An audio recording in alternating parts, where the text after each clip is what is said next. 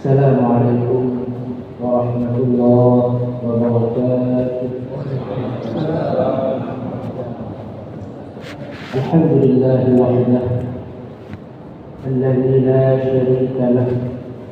Allahumma shalli wa sallim ala sayyidina wa maulana Muhammad bin Abdillah wa ala alihi wa ashabihi wa man walahu wa tabi'ah. أما بعد فيا أيها الحاضرون الكرام ويا أيتها الحاضرات المكرمات اتقوا الله ولا تموتن إلا وأنتم مسلمون. Segala puji bagi Allah Subhanahu wa Ta'ala yang mana pada malam yang berbahagia ini Allah Subhanahu wa Ta'ala masih menganugerahkan kepada kita semua taufik, hidayah dan ni'matnya sehingga dapat kiranya kita beriktikaf setelah kita melakukan salat Isya berjamaah dalam rumah Allah yang mulia ini.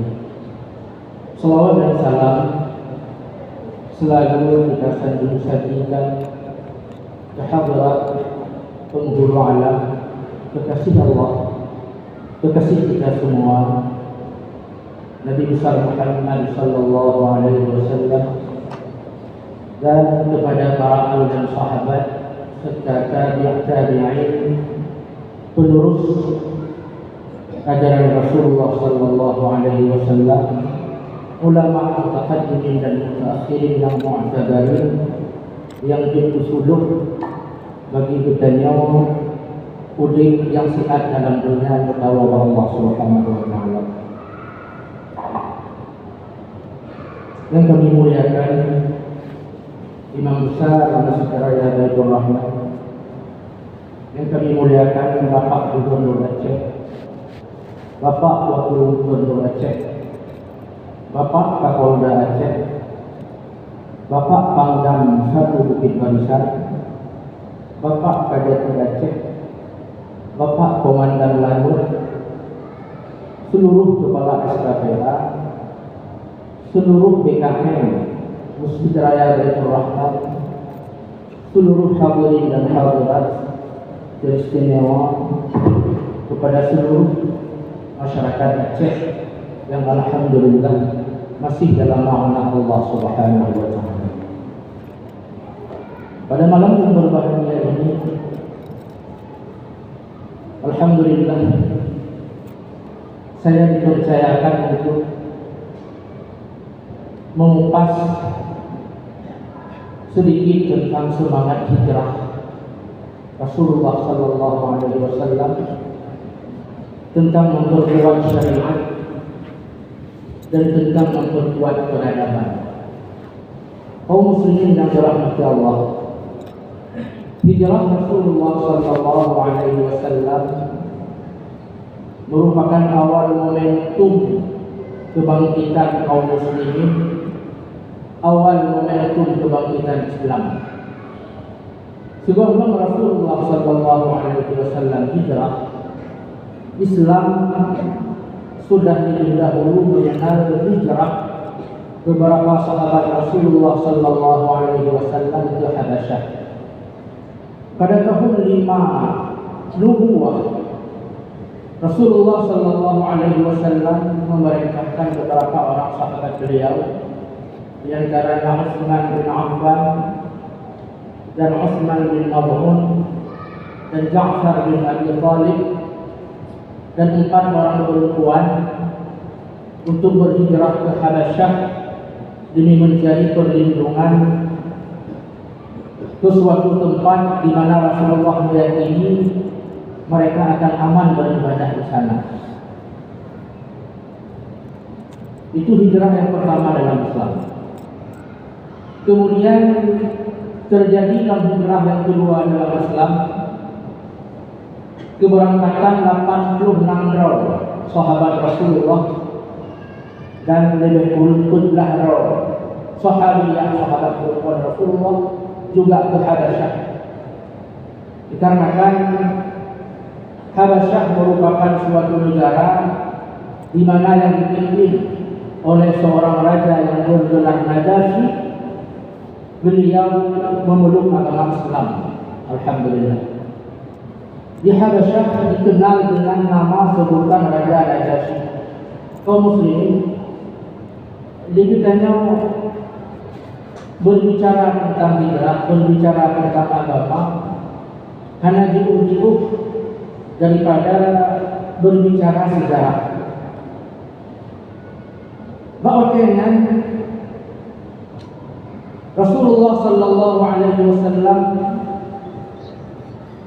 mendapati dirinya dihujat, mendapati dirinya dicaci maki, bahkan tak kurang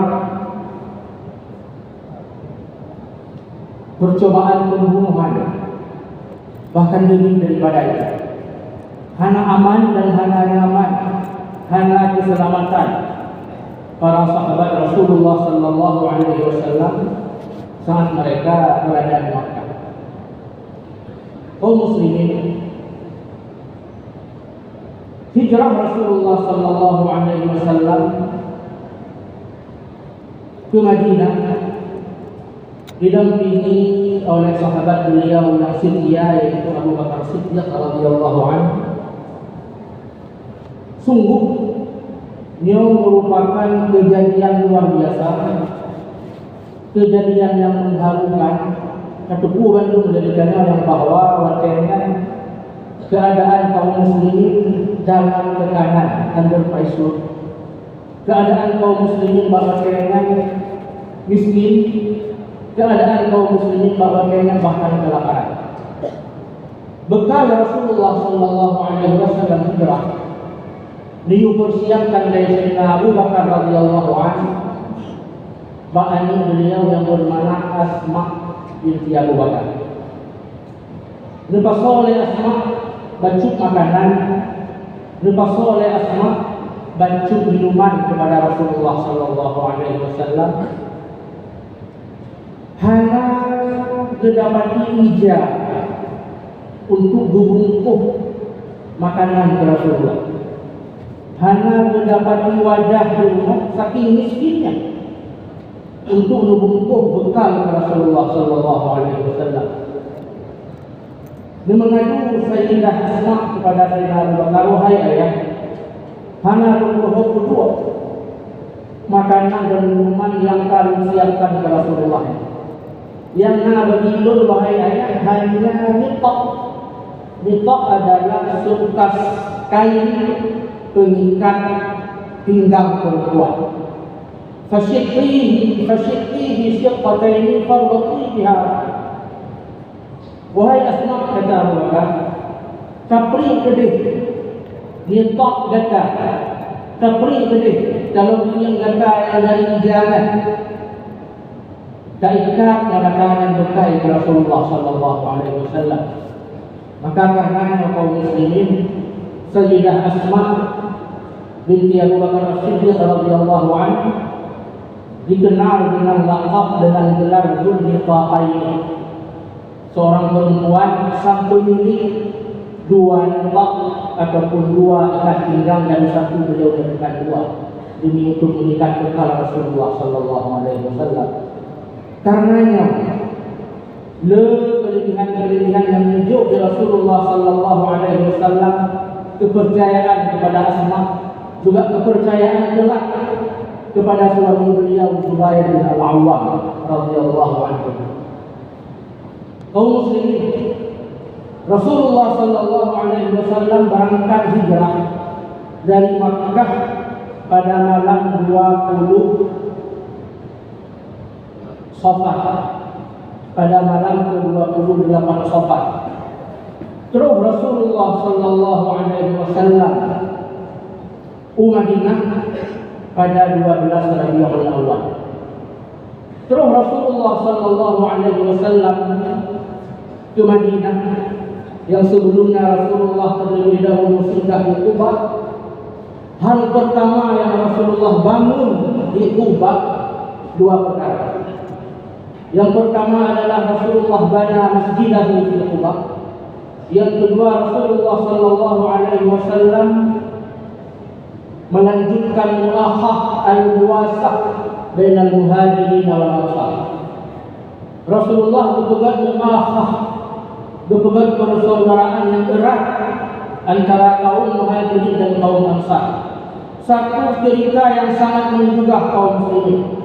Saat Rasulullah sallallahu alaihi wasallam menuhur Sa'ad bin Rabi' al-Ansari, salah seorang daripada orang yang terkaya kaum Ansar. Dan nuhurnya Rasulullah sallallahu alaihi wasallam kepada Abdul Rahman bin Auf. Beliau seorang muhajirin miskin. Dipegang oleh Rasulullah sallallahu alaihi wasallam Sa'ad bin Rabi'. Wahai Sa'ad bin Rabi', ba'urawnya ka ulul syedara Abdul Rahman bin Auf. Katalah Abdul Rahman bin Auf. Tani yang Abdul Rahman bin Auf. Puana hajar Abdul Rahman bin Auf tadi. Menanti hai kata Abdul Rahman bin Auf, kau meresmikan ba'urawnya kata syedara dua Sa'ad bin Rabi'. Di hari yang sama kaum muslimin, Sa'ad bin Rabi' mengajak Abdul Rahman bin Auf pulang ke rumahnya. Dipegang oleh Sa'ad bin Rabi', ya Abdul Rahman bin Auf, qad alimatil ansar anni min aktsarihim malan.